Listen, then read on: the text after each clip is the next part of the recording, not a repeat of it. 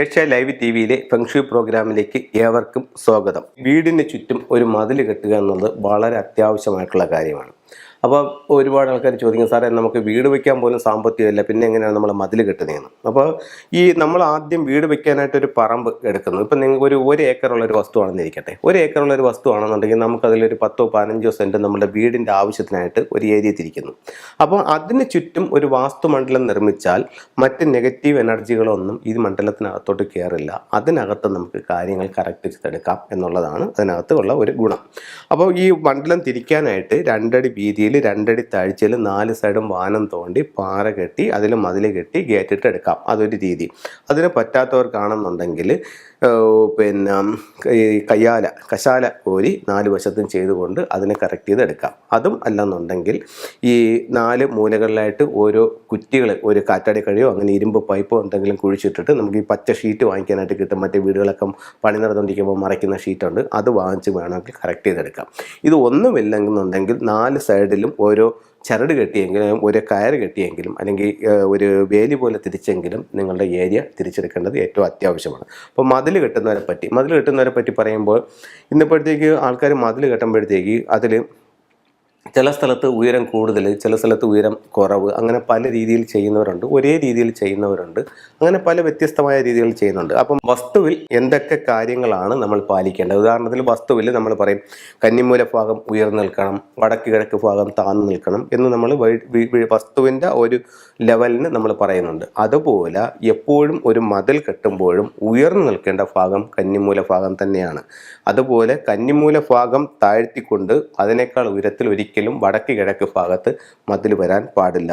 വടക്ക് കിഴക്ക് ഭാഗത്താണ് വീട്ടിലേക്ക് ആവശ്യമായിട്ടുള്ള എനർജി വരുന്നത്. അപ്പോൾ അതിനെ മറച്ചുകൊണ്ടുള്ള ഒരു പരിപാടികളും വടക്ക് കിഴക്ക് ഭാഗത്ത് ചെയ്യാൻ പാടില്ല. നിങ്ങൾക്ക് മതിൽ കെട്ടാം, കന്നിമൂലയിൽ എത്ര ഹൈറ്റ് ഉണ്ടോ അതേ ഹൈറ്റിലോ ഒരല്പം താഴ്ത്തിയോ വടക്ക് കിഴക്കും ചെയ്യാം. അതിനേക്കാൾ ഉയരാൻ പാടില്ല എന്നുള്ളതാണ്. ഇനി പലരും ഫോൺ ചെയ്ത് ചോദിക്കുന്നുണ്ട്, സാറേ ഇതിൽ ഗേറ്റിൻ്റെ സ്ഥാനം എവിടെയാണ്, ഗേറ്റ് എവിടെയാണ്? ഞാൻ പല പ്രോഗ്രാമിലും പറഞ്ഞിട്ടുണ്ട്. പക്ഷേ ഇത് ചോദിക്കുന്നവരുടെ ഇത് കൂടിക്കൊണ്ട് വരുന്നു. മാത്രമല്ല നമ്മുടെ പ്രോഗ്രാം പുതിയ ആൾക്കാരിലേക്ക് എത്തുന്നുണ്ട്. അപ്പോൾ അവർ പുതിയ ആൾക്കാർ ഇത് കണ്ടിട്ടില്ലാത്തവർക്കും കൂടി മനസ്സിലാക്കാൻ വേണ്ടി ഒരു വട്ടം കൂടെ ഞാൻ ആ ഗേറ്റിൻ്റെ സ്ഥാനം ഒന്ന് പറയാം. ഇത് നമ്മളുടെ വസ്തുവാണെന്ന് സങ്കല്പിക്കുക, വീടല്ല, വസ്തുവാണെന്ന് സങ്കല്പിക്കുക. ഇതിൽ 8 ദിക്കുകൾ, south, north, west, east, south east, south west, north west, north east, ഇങ്ങനെയാണ് 8 ദിക്കുകൾ. ഇതിൽ നമുക്ക് ഗേറ്റിൻ്റെ സ്ഥാനം എവിടെയൊക്കെ വരാം എന്നുള്ളതാണ്. ഇതിൽ ഏറ്റവും ഉത്തമമായിട്ടുള്ള സ്ഥാനങ്ങൾ 4 സ്ഥാനങ്ങൾ ഞാനിപ്പോൾ പറഞ്ഞുതരാം. ഒന്ന്, കിഴക്കോട്ട് ദർശനമുള്ള ഒരു പ്ലോട്ടാണെന്നുണ്ടെങ്കിൽ ഇതിൻ്റെ വടക്ക് കിഴക്ക് ഭാഗത്ത് നിങ്ങൾക്ക് ഗേറ്റ് കൊടുക്കാം. അതല്ല വടക്കോട്ട് ദർശനമുള്ളൊരു വീടാണെങ്കിൽ അതിൻ്റെ വടക്ക് കിഴക്ക് ഭാഗത്തിൻ്റെ വടക്കുന്ന് ഗേറ്റ് കൊടുക്കാം. ഇതിലാണെങ്കിൽ വടക്ക് കിഴക്ക് ഭാഗത്തിൻ്റെ കിഴക്കിൽ നിന്നാണ് കയറുന്നത്. ഇതിലാണെങ്കിൽ കിഴക്ക് ഭാഗത്തിൻ്റെ വടക്കിൽ നിന്നാണ് കയറുന്നത്. ഓക്കെ, പടിഞ്ഞാറോട്ട് ദർശനമുള്ളൊരു വീടാണെങ്കിൽ വടക്ക് പടിഞ്ഞാറ് ഭാഗത്ത് ഗേറ്റ് കൊടുക്കാം. അതായത് വടക്ക് പടിഞ്ഞാറിൽ നിന്ന് കയറുന്ന രീതിയിൽ ഗേറ്റ് കൊടുക്കാം. ഇവിടെ നിന്നുള്ള ഗേറ്റ് ശരിയല്ല. അടുത്തത് തെക്കോട്ട് ദർശനമുള്ളൊരു വീടാണ്. അപ്പോൾ ഒരുപാട് ആൾക്കാരൊക്കെ ഒരു ഇതുണ്ട്, തെക്കോട്ട് ദർശനം കൊള്ളാവോ അങ്ങനെ ഒരുപാട് ആൾക്കാർ അതിനെ പറ്റി പേടിക്കുന്നുണ്ട്. അപ്പം ഞാൻ മനസ്സിലാക്കിയെടുത്തോളം തെക്കോട്ട് ദർശനമുള്ള വീടാണെങ്കിൽ അതിൻ്റെ മറ്റ് റൂമുകളും വാതിലുകളും ഒക്കെ യഥാസ്ഥാനത്ത് ചെയ്യുകയാണെങ്കിൽ അതുകൊണ്ടൊരു ബുദ്ധിമുട്ടുള്ളതായിട്ട് എനിക്ക് തോന്നിയിട്ടില്ല. അപ്പം നിങ്ങൾക്ക് തെക്കോട്ട് ദർശനമുള്ളൊരു വീടാണെങ്കിൽ അതിനും ഗേറ്റ് നിർമ്മിക്കാനായിട്ട് ഏറ്റവും ഉത്തമമായിട്ടുള്ള സ്ഥാനമുണ്ട്. തെക്ക് കിഴക്കിൻ്റെ തെക്കിൽ നിന്ന് കയറുന്ന രീതിയിൽ നിങ്ങൾക്ക് കൊടുക്കാം. അപ്പം ഏത് ദിക്കിലേക്കുള്ള വസ്തുവായാലും ശരി അതിന് ഏറ്റവും ഉത്തമമായിട്ടുള്ള സ്ഥലങ്ങളുണ്ട്. അതാത് സ്ഥലങ്ങളിൽ കൊടുത്തുകൊണ്ട് നിങ്ങൾക്കത് കറക്റ്റ് ചെയ്തെടുക്കാവുന്നതാണ്.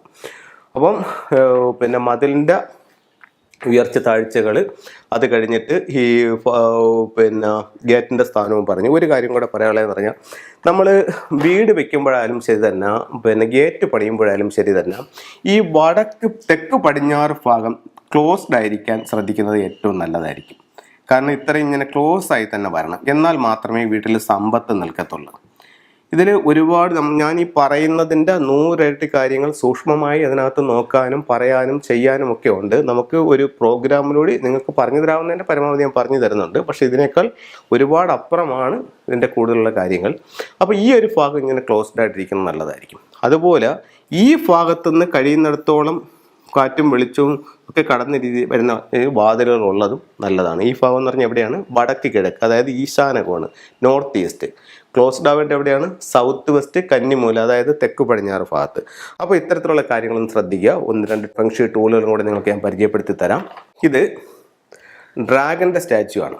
ഡ്രാഗൺ എന്ന് പറയുമ്പോഴത്തേക്ക് വീടിൻ്റെ സ്വീകരണ മുറിയുടെ കിഴക്ക് ഭാഗത്ത്, സ്വീകരണ മുറിയുടെ, അതായത് ചൈനയുടെ വിശ്വാസപ്രകാരം 4 ദിക്കുകൾ 4 സ്വർഗീയ മൃഗങ്ങളാൽ സംരക്ഷിക്കപ്പെടുന്നു എന്നാണ്. അപ്പോൾ സ്വീകരണ മുറിയുടെ കിഴക്ക് ഭാഗത്ത് ഇത്തരത്തിലുള്ള ഒരു ഡ്രാഗൻ്റെ സിമ്പൽ വയ്ക്കുന്നത് വളരെ ഉചിതമായിട്ട് കാണുന്നുണ്ട്. ഒത്തിരി പോസിറ്റീവ് അനുഭവങ്ങൾ നിങ്ങളുടെ ജീവിതത്തിലേക്ക് വരാനായിട്ട് ഈ ഡ്രാഗൺ നിങ്ങളെ സഹായിക്കുന്നതാണ്. മറ്റൊരു സിമ്പൽ എന്ന് പറയുന്നത് ഈ ഒരു ഹോഴ്സാണ്. ഈ ഹോഴ്സിനെ പറ്റി നിങ്ങൾക്കറിയാം, 2 കാലുകൾ ഉയർത്തി നിൽക്കുന്ന ഒരു വിക്ടറി ഹോഴ്സാണ്. ഇതിൽ കുറച്ച് ചൈനീസ് സിമ്പിൾസും കൂടി ചേർത്തിട്ടുണ്ട്. ഇവിടെ ഒരു ചൈനീസ് കോയിൻസ് ഉണ്ട്, ഇവിടെ ഇൻഗോട്ട് ഉണ്ട്, അതിൻ്റെ മുകളിലായിട്ടാണ് ഇത് ഹോഴ്സ് നിൽക്കുന്നത്. അപ്പോൾ വിക്ടറി, വിജയിച്ച് നിൽക്കുന്ന ഒരു കുതിര. അപ്പോൾ ഇത് നിങ്ങളുടെ സ്വീകരണ മുറിയുടെ സൗത്തിൽ വെക്കുമ്പോൾ നിങ്ങളുടെ കാര്യങ്ങൾക്ക് വിജയം ഉണ്ടാവാനായിട്ട് ഇത് ഏറ്റവും നല്ലൊരു ടൂളായിട്ട് ഫെങ്ഷുയിൽ കണക്കാക്കുന്നുണ്ട്. ഇത് വെക്കാവുന്ന മറ്റൊരു സ്ഥലം എന്ന് പറഞ്ഞു കഴിഞ്ഞാൽ നിങ്ങളുടെ മെയിൻ ഡോർ. ഈ പറയുന്നത് നിങ്ങളുടെ ഓഫീസിൽ വയ്ക്കാം, നിങ്ങളുടെ ഷോപ്പിൽ വയ്ക്കാം, നിങ്ങളുടെ ഭവനത്തിൽ വയ്ക്കാം. ഇത് നിങ്ങളുടെ മെയിൻ ഡോറിൽ നിന്ന് ഉള്ളിലേക്ക് ഓടിക്കയറി വരുന്ന രീതിയിൽ, പുറത്തോട്ട് പോകുന്ന കണക്കല്ല, ഒരിക്കലും പുറത്തോട്ട് പോകുന്ന രീതിയിൽ ഹോഴ്സിനെ വെക്കാൻ പാടില്ല. മെയിൻ ഡോറിൽ നിന്ന് ഉള്ളിലേക്ക് കടന്നു വരുന്ന രീതിയിൽ ഹോഴ്സിനെ വെക്കുന്നതും വിജയിച്ച് ഒരു കുതിര നിങ്ങളുടെ ജീവിതത്തിലേക്ക് അല്ലെങ്കിൽ ലൈഫിലേക്ക് അല്ലെങ്കിൽ വീട്ടിലേക്ക് ഓടിക്കയറുന്നതായിട്ടുള്ള ഒരു എനർജി നിങ്ങൾക്ക് തരും. അപ്പം ഹോഴ്സിനെ ഈ രീതിയിൽ വെക്കാവുന്നതാണ്. ഇനി നമുക്കിവിടെ പരിചയപ്പെടുത്താവുന്ന മറ്റൊരു ടൂൾ എന്ന് പറയുന്നത് ഒരു 3 ടോർട്ടോയ്സ് ആണ്. ഒരു ടോർട്ടോയ്, അതിൻ്റെ മുകളിൽ മറ്റൊരു ടോർട്ടോയ്, അതിൻ്റെ മുകളിൽ വേറെ ഒരു ടോർട്ടോയ്. അപ്പോൾ ഇത് പല ആവശ്യങ്ങൾക്കായിട്ട് ഉപയോഗിക്കുന്നുണ്ട്. അതിൽ ഒരു ആവശ്യം എന്ന് പറയുന്നത്, ഇപ്പം ചില വീടുകളിൽ അച്ഛനുണ്ടാവും, മകനുണ്ടാവും, അച്ഛൻ്റെ അച്ഛനുണ്ടാവും. അപ്പോഴത്തേക്ക് 3 തലമുറയായി. അപ്പോൾ ഈ തലമുറകളുടെ ഐക്യത്തിന് ചിലപ്പം ഈ ഇളയ ചെറുമകനും ഈ അച്ചാച്ചനുമായിട്ട് ഒരുപക്ഷെ നല്ല ബന്ധത്തിലായിരിക്കില്ല. അവർ തങ്ങളിൽ ചിലപ്പോൾ ക്ലാഷ് ഉണ്ടായിരിക്കും. ചിലപ്പോൾ മകനും അച്ഛനുമായിട്ട് ക്ലാഷ് ഉണ്ടായിരിക്കും. ചിലപ്പോൾ അച്ഛനും മകനുമായിട്ട് ക്ലാഷ് ഉണ്ടായിരിക്കും. എന്തായാലും ഈ 3 തലമുറകളുടെ ഐക്യത്തിനും അവർ സ്നേഹത്തോടെ മുന്നോട്ട് പോകാനായിട്ട് ഈ ടോർട്ടോയ്സിനെ ഉപയോഗിക്കുന്നുണ്ട്. അപ്പം ഇത് നിങ്ങൾക്ക് ഈ ടോർട്ടോയ്സ് ഇങ്ങനെ ഇത്തരത്തിലുള്ള എന്തെങ്കിലും ബുദ്ധിമുട്ടുകളുണ്ടെങ്കിൽ ഈ ഫെങ്ഷുയുടെ ടൂൾ ഇത് നിങ്ങൾക്ക് പരിചയപ്പെടുത്താം. ഒരു ടൂളും കൂടി ഞാൻ നിങ്ങൾക്ക് കാണിക്കാം.